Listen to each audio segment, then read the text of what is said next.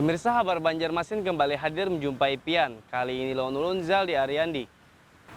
Sejumlah berita aktual dan beberapa informasi menarik lainnya telah kami siapkan gasan Pian. Berikut berita utama hari ini.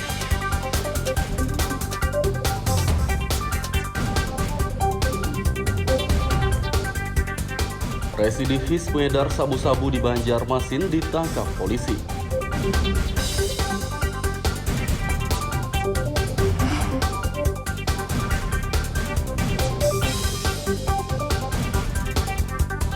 Lebih dari 4.000 peserta mengikuti tradisi Bayun Maulid di Kabupaten Tapin.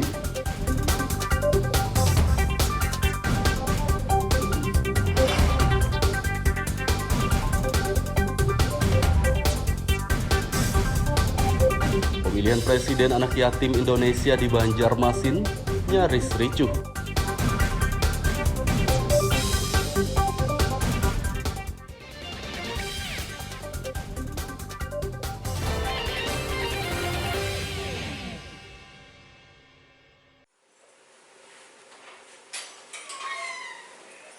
Pengedar narkoba berinisial M warga Teluk Tiram Darat, Banjarmasin Barat ditangkap polisi. 1989. Alamat sekarang buat dijual untuk diedarkan. Pria berusia 33 tahun ini diringkus Satres Narkoba Polsek Banjarmasin Barat pada 4 Oktober lalu. Dari hasil penggeledahan di rumah tersangka, polisi menyita barang bukti sabu-sabu seberat 4,23 gram yang disembunyikan di dalam botol air mineral. Tersangka M ternyata merupakan residivis karena pernah terjerat kasus yang sama dan belum lama bebas. Penjahat kambuhan ini mengaku mendapatkan keuntungan 1 juta rupiah untuk penjualan 5 gram sabu-sabu. Karena kebutuhan ekonomi. Berapa keuntungan jual ini?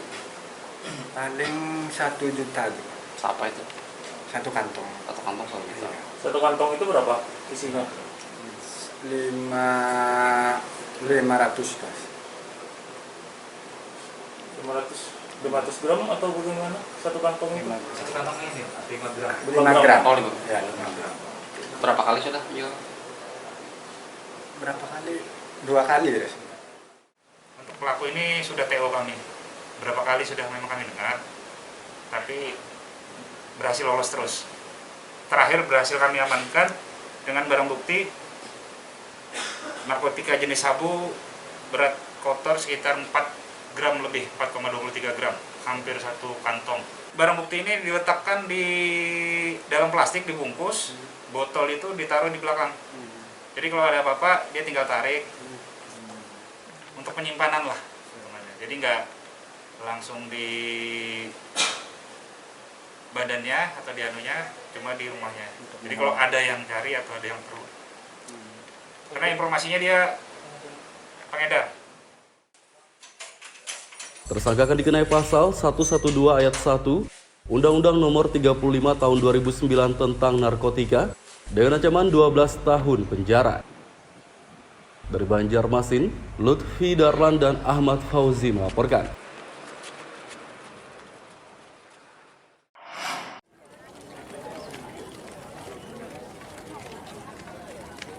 Memperingati hari kelahiran Nabi Muhammad SAW,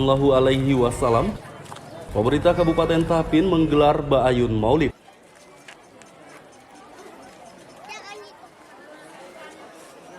Tradisi mengayun anak saat peringatan Maulid tersebut digelar di halaman Masjid Keramat Al-Mukarramah, Desa Banua Halat Kiri, Tapin Utara, Sabtu pagi. Kegiatan Bayun Maulid diikuti sekitar 4.481 peserta dari berbagai kabupaten dan kota di Kalimantan Selatan hingga luar Pulau Kalimantan. Peserta antusias mengikuti Bayun Maulid yang sempat ditiadakan selama 2 tahun akibat pandemi COVID-19. Mengikuti Bayun Maulid itu sudah menjadi tradisi keluarga. Apabila ada anak lahir, pasti ikut Bayun Maulid. Dengan harapan anak yang Bayun menjadi anak yang beriman, cerdas, dan berbakti kepada orang tua. Mudah-mudahan kegiatan Bayun ini di Banua Halat dapat selalu dilaksanakan dan selalu meriah karena ini merupakan tradisi dan budaya masyarakat. Ada pengunjung di Masjid Keramat dan pengunjungnya, pesertanya seperti biasa hampir 5 ribuan. Rencana kedepannya gimana nih Pak? Kedepannya selalu kita benahi apa yang menjadi kekurangan, terutama berkaitan dengan parkir, dan itu diharapkan oleh semua masyarakat.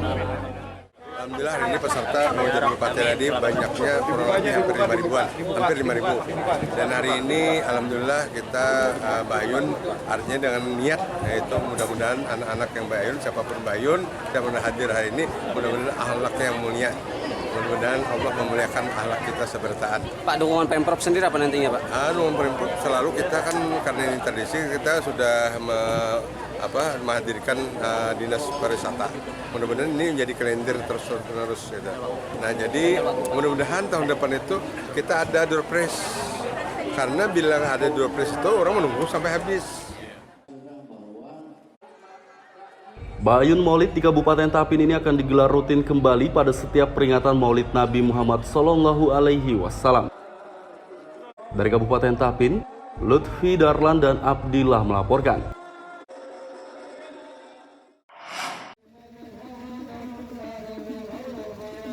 Ratusan santri Pondok Pesantren Bustanul Ilmi Kabupaten Batola mengikuti pawai obor berkeliling ke sejumlah desa.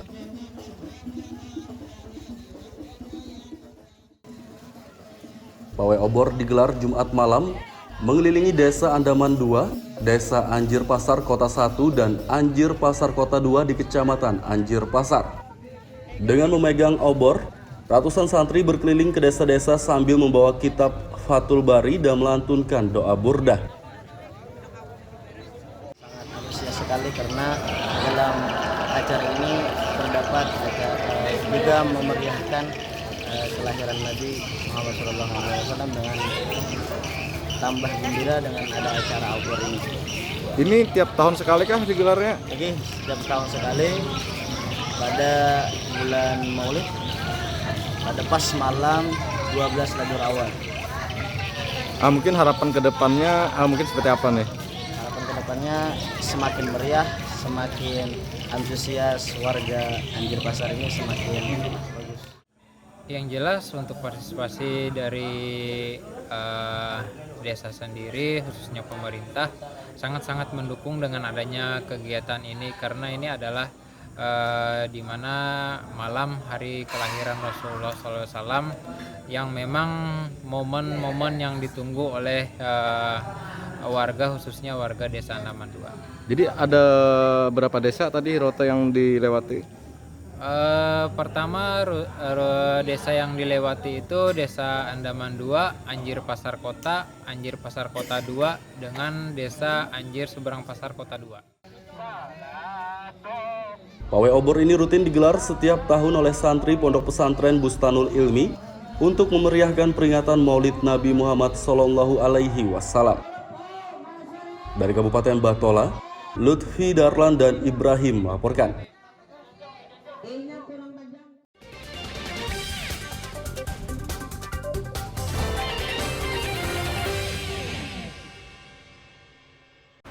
Pemirsa, masih bersama kami dalam Kabar Banjarmasin. Gasan pian yang hanyar bergabung, berikut berita Banjarmasin utama hari ini.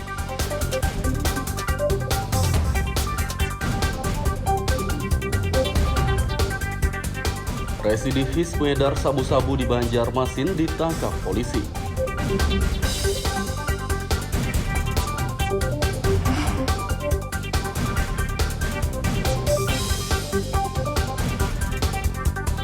Lebih dari 4.000 peserta mengikuti tradisi Bayun Maulid di Kabupaten Tapin.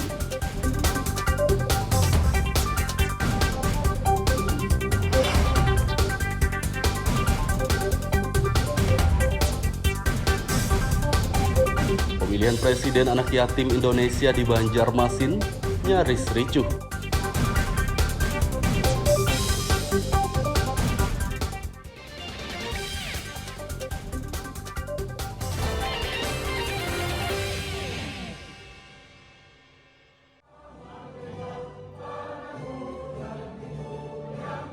Pengasuh anak yatim piatu se-Indonesia hadiri musyawarah nasional Munas kedua di Banjarmasin.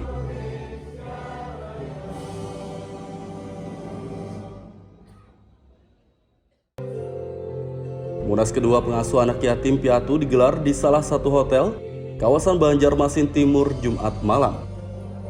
Pada acara ini puluhan anak yatim piatu menampilkan paduan suara dan tarian adat daerah khas suku Banjar.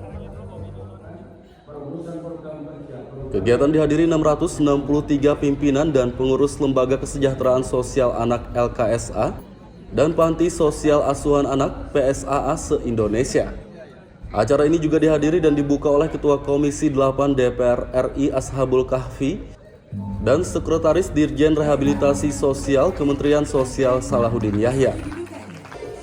Ketua Komisi 8 Ashabul Kahfi berharap Munas ini dapat menghasilkan kebijakan-kebijakan yang bermanfaat bagi anak yatim piatu. Jumlahnya ribuan, ratusan ribu kan.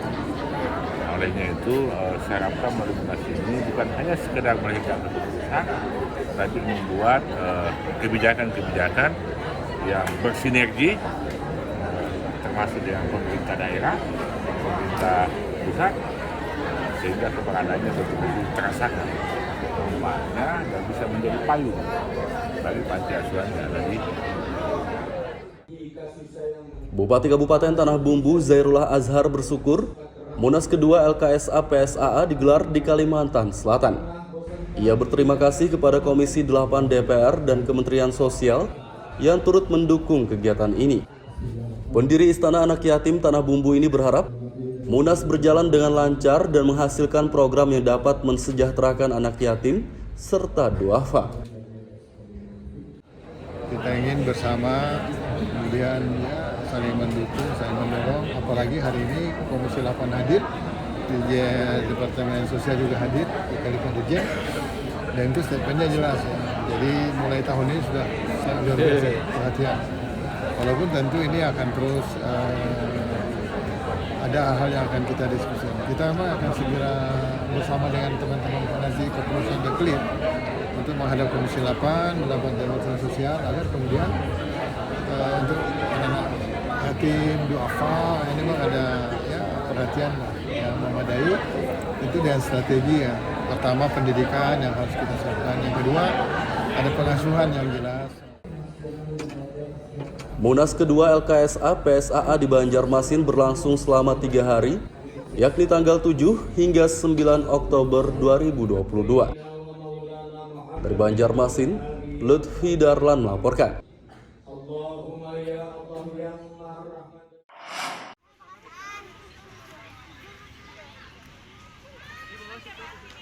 900.000 anak yatim se-Indonesia akan mendapat bantuan dari pihak Kementerian Republik Indonesia.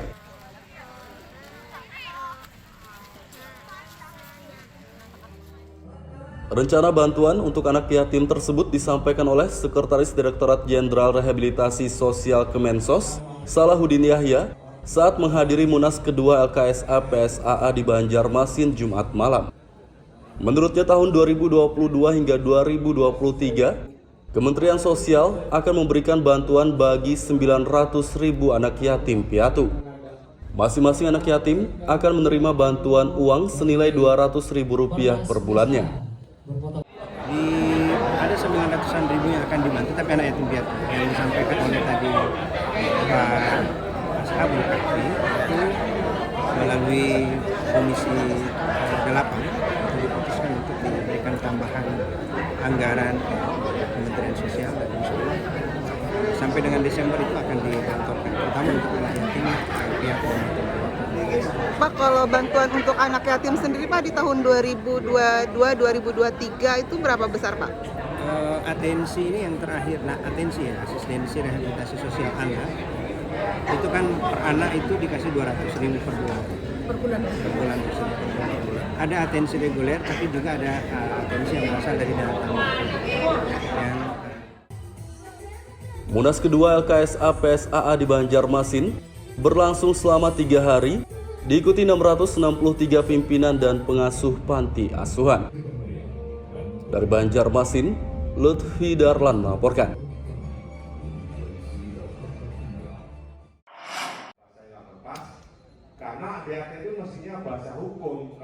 Pemilihan Presiden Anak Yatim Indonesia periode 2022-2027 dalam Musyawarah Nasional Munas yang berlangsung di Banjarmasin nyaris ricuh Sabtu malam.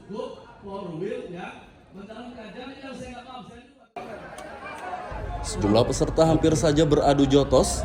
Untunglah panitia penyelenggara dan pimpinan sidang Munas dapat meredam situasi yang memanas ini. Kejadian ini disebabkan protes dari sejumlah provinsi yang kandidatnya digugurkan atau didiskualifikasi dari calon presiden anak yatim. Ada 2 kandidat yang dicalonkan sebagai presiden anak yatim Indonesia, yakni Bupati Kabupaten Tanah Bumbu Zairullah Azhar dan Komisioner KPAI Jasra Putra. Pimpinan sidang memutuskan menggugurkan Jasra Putra dari calon presiden anak yatim karena jabatannya di KPAI melanggar tata tertib atau tatib Munas ini. Pimpinan sidang tadi menunjukkan karena tidak memenuhi persyaratan dan karena dia memimpin lebih dari satu organisasi yang sejenisnya, maka pimpinan sidang tadi menegaskan bahwa itu tidak bisa sesuai dengan aturan tatib yang ditentukan oleh pimpinan sidang dan para anggota hakim tadi. Jadi maka pimpinan sidang tadi mengambil keputusan untuk menentukan salah satu calon kandidat tadi. Saya rasa itu barangkali. Karena Jasra Putra didiskualifikasi, maka Zairullah Azhar terpilih secara aklamasi sebagai Ketua Umum LKSA PSAA atau Presiden Anak Yatim Indonesia periode 2022-2027. Zairullah bersyukur dipercaya memimpin seluruh forum organisasi panti asuhan se-Indonesia. Ia berharap seluruh program yang dijalankan LKSA PSAA ke depannya dapat mensejahterakan anak yatim dan menjamin pendidikan mereka. Kemarin Ketua Komisi 8 sudah berjanji dan Dinas Sosial. Habis ini kita akan ketemu di Jakarta untuk membahas kira-kira apa yang akan kita lakukan, baik yang berkaitan dengan pelanggaran maupun hal-hal penting dalam konteks artinya memberikan solusi terhadap anak kita, anak yatim. Tapi yang paling utama yang kita fokuskan adalah pendidikan, insya Allah. Jadi sekolahnya makin diperhatikan, harapan kita mereka menjadi sarjana-sarjana yang pasti nanti menjadi generasi tangguh lah masa depan. Pak, data Indonesia kan ada masih 4 jutaan lebih tuh Pak. Nah itu gimana mengatasinya Pak untuk mereka bisa terkomodir? Maka kita akan segera lapor untuk menetapkan apa langkah-langkah yang kita lakukan bersama. Insyaallah sih. Pemilihan Presiden Anak Yatim Indonesia diikuti pimpinan dan pengurus LKSA PSAA dari 22 provinsi dengan jumlah peserta 663 orang. Dari Banjarmasin, Lutfi Darlan melaporkan.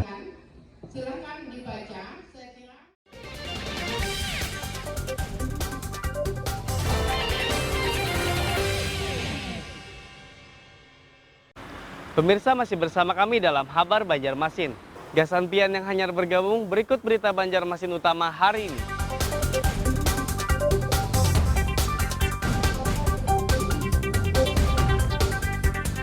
Residivis pengedar sabu-sabu di Banjarmasin ditangkap polisi.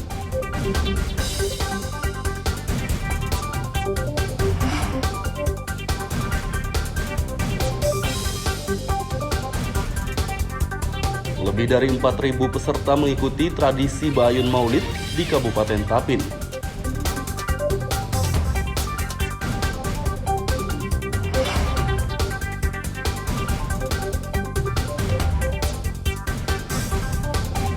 Pemilihan Presiden Anak Yatim Indonesia di Banjarmasin nyaris ricuh.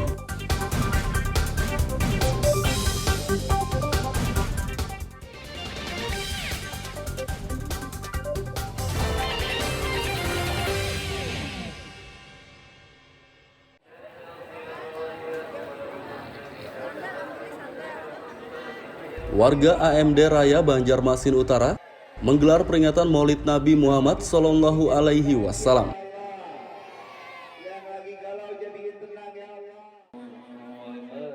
Peringatan Maulid Nabi digelar di halaman Majelis Taklim Ar-Raudah, Kompleks AMD Raya Banjarmasin Utara Jumat malam. Kegiatan dihadiri ratusan warga dari sejumlah rukun tetangga di Kecamatan Banjarmasin Utara dan Barat. Peringatan Maulid Nabi diisi sejumlah kegiatan diantaranya pembacaan doa, zikir, salawat, dan ceramah agama. Selain itu panitia acara juga membagikan sembako untuk warga-warga yang hadir.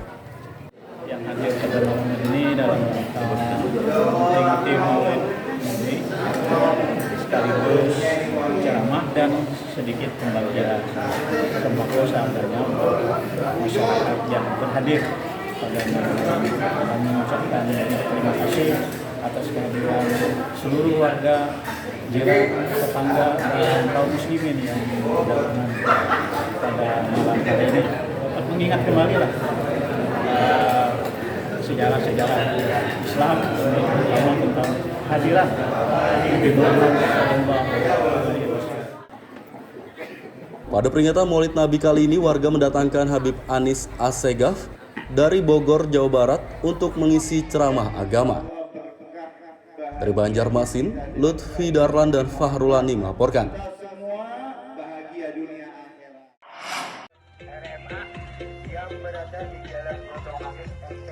Puluhan warga turun ke jalan mengumpulkan sumbangan untuk pembangunan Pondok Pesantren Raudatul Muta'alimin An-Nahdiliyah RMA Banjarbaru.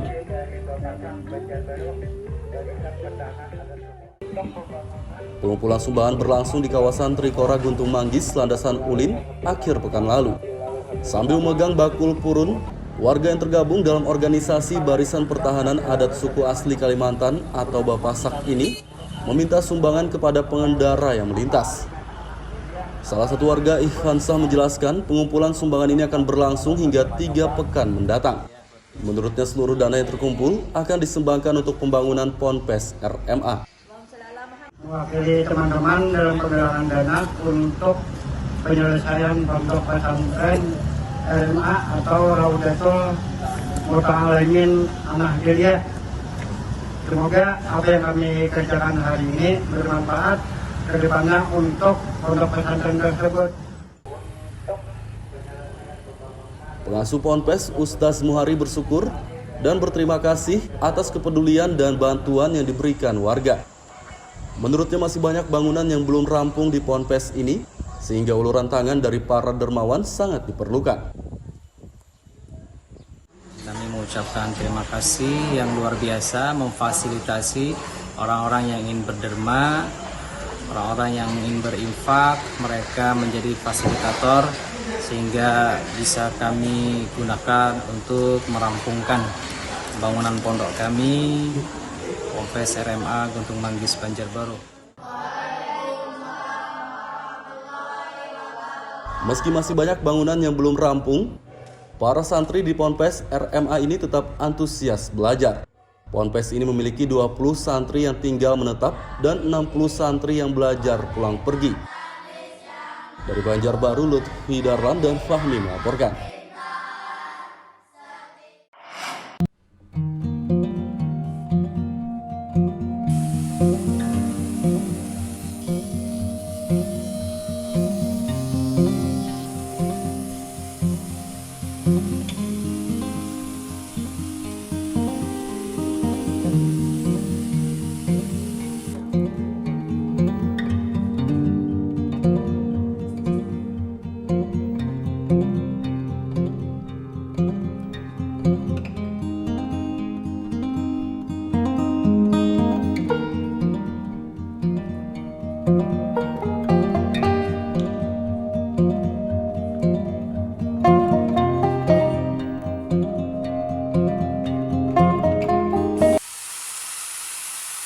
Di Desa Purwosari Baru, Kecamatan Tamban, terdapat seorang warga yang sangat kreatif memanfaatkan bahan baku dari batok kelapa menjadi berbagai macam kerajinan loh.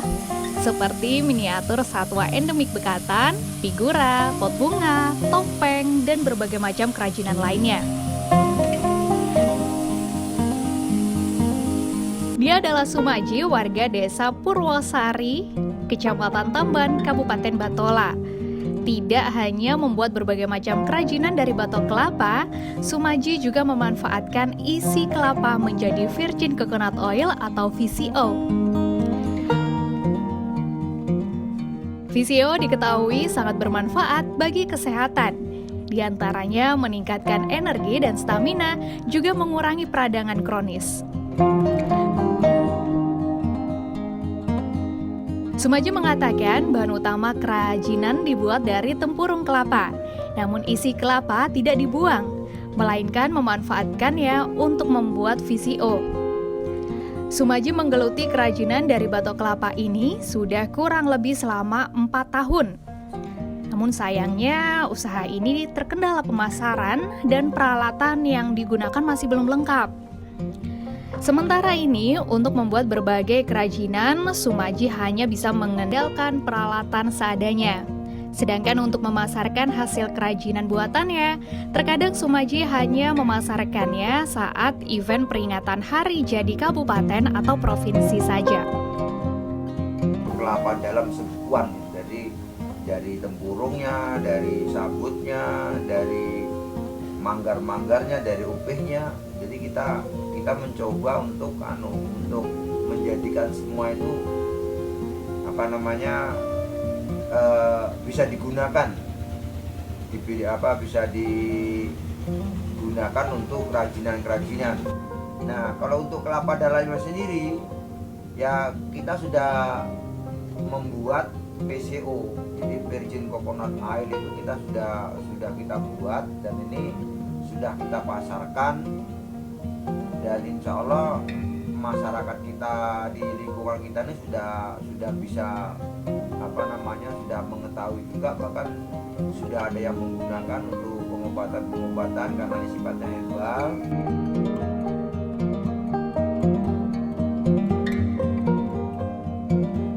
Sumaji berharap adanya dukungan dari pihak pemerintah untuk menunjang usahanya, baik berupa peralatan maupun pemasaran. Selain agar dapat mengembangkan hasil kerajinannya, melalui usaha ini diharapkan juga nantinya dapat memberdayakan warga di sekitarnya. Muhammad Lutfi Darlan melaporkan dari Batola, Kalimantan Selatan.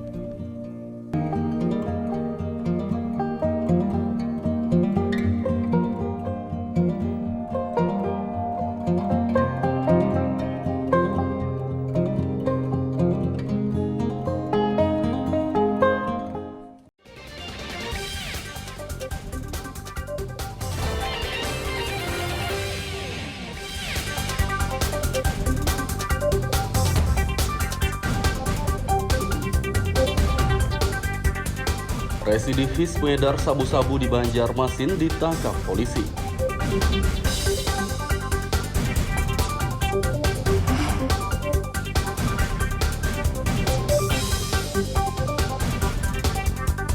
Lebih dari 4.000 peserta mengikuti tradisi Bayun Maulid di Kabupaten Tapin.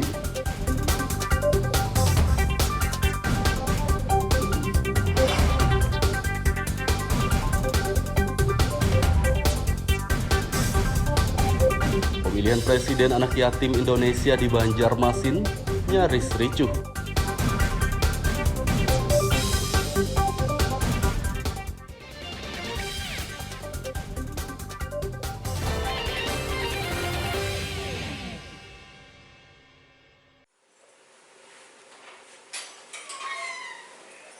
Pengedar narkoba berinisial M warga Teluk Tiram Darat, Banjarmasin Barat ditangkap polisi.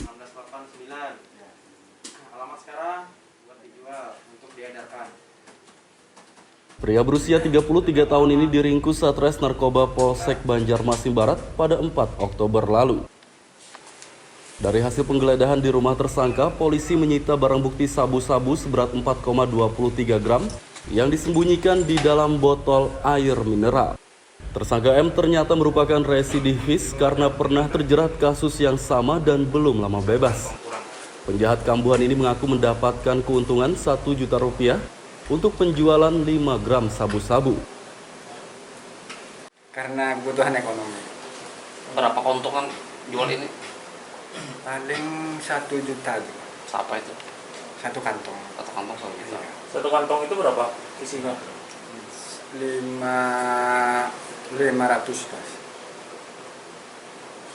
500 gram atau bagaimana? Satu kantong itu? Satu kantong ini 5 gram. 5 gram. Oh, 5 ya, 5 gram. Berapa kali sudah jual? Berapa kali? 2 kali ya. Untuk pelaku ini sudah TO kami. Berapa kali sudah memang kami dengar, tapi berhasil lolos terus. Terakhir berhasil kami amankan dengan barang bukti narkotika jenis sabu berat kotor sekitar 4 gram lebih, 4,23 gram, hampir 1 kantong. Barang bukti ini diletakkan di dalam plastik dibungkus, botol itu ditaruh di belakang. Jadi kalau ada apa-apa dia tinggal tarik untuk penyimpanan lah sebenarnya. Jadi nggak langsung di badannya atau di anunya, cuma di rumahnya. Jadi kalau ada yang cari atau ada yang perlu, karena informasinya dia pengedar. Tersangka akan dikenai pasal 112 ayat 1 Undang-Undang Nomor 35 Tahun 2009 tentang narkotika dengan ancaman 12 tahun penjara. Dari Banjarmasin, Lutfi Darlan dan Ahmad Fauzi melaporkan.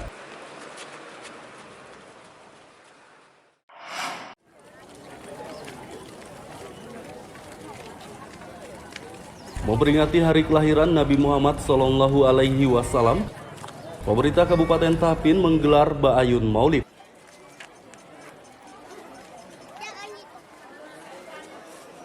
Tradisi mengayun anak saat peringatan Maulid tersebut digelar di halaman Masjid Keramat Al-Mukarramah, Desa Banua Halat Kiri, Tapin Utara, Sabtu pagi. Kegiatan Ba'ayun Maulid diikuti sekitar 4.481 peserta dari berbagai kabupaten dan kota di Kalimantan Selatan hingga luar Pulau Kalimantan.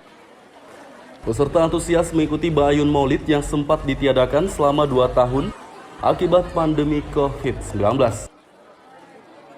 Mengikuti Ba'ayun Maulid itu sudah menjadi tradisi keluarga. Apabila ada anak lahir, pasti ikut Ba'ayun Maulid. Dengan harapan anak yang Ba'ayun menjadi anak yang beriman, cerdas, dan berbakti kepada orang tua. Mudah-mudahan kegiatan Ba'ayun ini di Banua Halat dapat selalu dilaksanakan dan selalu meriah, karena ini merupakan tradisi dan budaya masyarakat. Anak pengunjung di Masjid Keramat, dan pengunjungnya, pesertanya seperti biasa hampir 5.000-an. Rencana kedepannya gimana nih Pak? Kedepannya selalu kita benahi apa yang menjadi kekurangan, terutama berkaitan dengan parkir, dan itu diharapkan oleh semua masyarakat. Alhamdulillah hari ini peserta mengejar Bupati tadi banyaknya kurang lebih hampir 5.000-an, hampir 5.000. Dan hari ini alhamdulillah kita Ba'ayun artinya dengan niat, yaitu mudah-mudahan anak-anak yang Ba'ayun, siapapun Ba'ayun yang pernah hadir hari ini, mudah-mudahan akhlaknya yang mulia. Mudah-mudahan Allah memuliakan akhlak kita sebertaan. Pak, dukungan Pemprov sendiri apa nantinya Pak? Dukungan Pemprov selalu kita kan, karena ini tradisi, kita sudah menghadirkan dinas pariwisata. Mudah-mudahan ini menjadi kalender terus-menerus. Gitu. Nah jadi mudah-mudahan tahun depan itu kita ada door prize. Karena bilang ada door prize itu orang menunggu sampai habis. Ba'ayun Maulid di Kabupaten Tapin ini akan digelar rutin kembali pada setiap peringatan Maulid Nabi Muhammad SAW. Dari Kabupaten Tapin, Lutfi Darlan dan Abdillah melaporkan.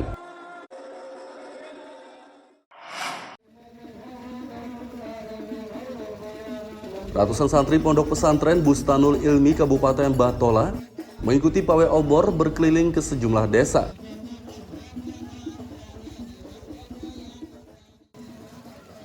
Pawai obor digelar Jumat malam mengelilingi Desa Andaman 2, Desa Anjir Pasar Kota 1, dan Anjir Pasar Kota 2 di Kecamatan Anjir Pasar. Dengan memegang obor, ratusan santri berkeliling ke desa-desa sambil membawa kitab Fathul Bari dan melantunkan doa burdah. Sangat antusias sekali karena dalam acara ini terdapat juga memeriahkan kelahiran Nabi Muhammad SAW dengan tambah gembira dengan ada acara obor ini. Ini tiap tahun sekali kah digelarnya? Oke, setiap tahun sekali pada bulan Maulid pada pas malam 12 lajur awal. Mungkin harapan kedepannya mungkin seperti apa nih? Harapan kedepannya semakin meriah, semakin antusias warga Anjir Pasar ini semakin bagus. Yang jelas untuk partisipasi dari desa sendiri, khususnya pemerintah, sangat-sangat mendukung dengan adanya kegiatan ini karena ini adalah di mana malam hari kelahiran Rasulullah SAW yang memang momen-momen yang ditunggu oleh warga, khususnya warga Desa Andaman II. Jadi ada berapa desa tadi rute yang dilewati? Pertama desa yang dilewati itu Desa Andaman II, Anjir Pasar Kota, Anjir Pasar Kota 2 dengan Desa Anjir Seberang Pasar Kota 2. Pawai obor ini rutin digelar setiap tahun oleh santri Pondok Pesantren Bustanul Ilmi untuk memeriahkan peringatan Maulid Nabi Muhammad Sallallahu Alaihi Wasallam. Dari Kabupaten Batola, Lutfi Darlan dan Ibrahim melaporkan. Pemirsa, informasi tadi sekaligus menutup perjumpaan kita kali ini. Ulun Zaldi Ariandi lawan buan redaksi mengucapkan selamat beraktivitas, sampai jumpa.